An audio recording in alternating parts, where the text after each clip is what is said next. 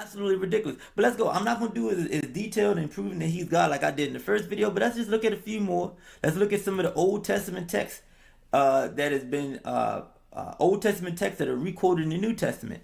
Isaiah chapter 40 verse 3. A voice is calling, prepare the way for Yahweh in the wilderness. Make smooth in the desert a highway for our God. Now, who are we talking about here? A voice calling in the wilderness, prepare the way for who? Yahweh. Mark chapter. Now, what does the New Testament say about this? Mark chapter 1, verse 1. The beginning of the gospel of Jesus Christ, the Son of God. As it is written in Isaiah the prophet, behold, I send my messenger ahead of you who will prepare your way. The voice of one crying in the wilderness, make ready the way of the Lord, make his path straight. I thought that this verse in Isaiah 43, chapter 40, verse 3 was talking about Yahweh. But then we see it in the New Testament that it is attributed to Jesus. It is because that Jesus is Yahweh. The Father is Yahweh. The Spirit is Yahweh. One in nature, one in essence, distinct persons. We are not making this up. We're literally going straight from the scriptures, Ron. So it's my biggest problem with you, sir, is not that I don't care about your soul. Is that you're loud and wrong. And you are dragging people with you. This is dangerous teaching that you're doing.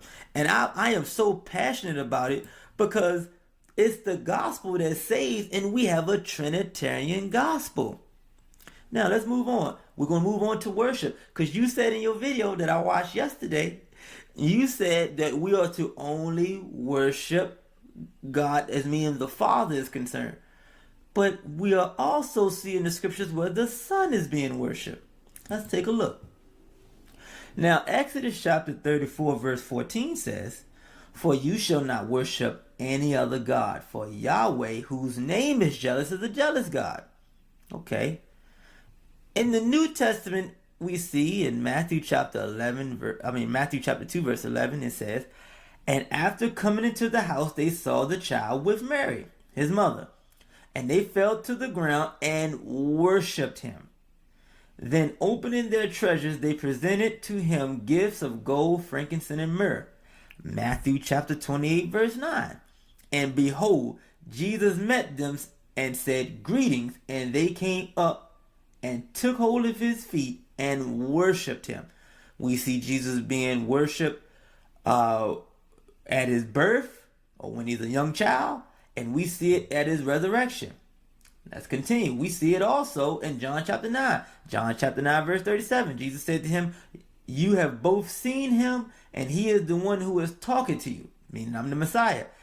And he said, Lord, I believed, and worshipped him. Now, this is going to be important for my next argument. Jesus is worshipped, yes, because he's king, but also because he's Lord. He's worshipped because he's king, but also because he is Lord.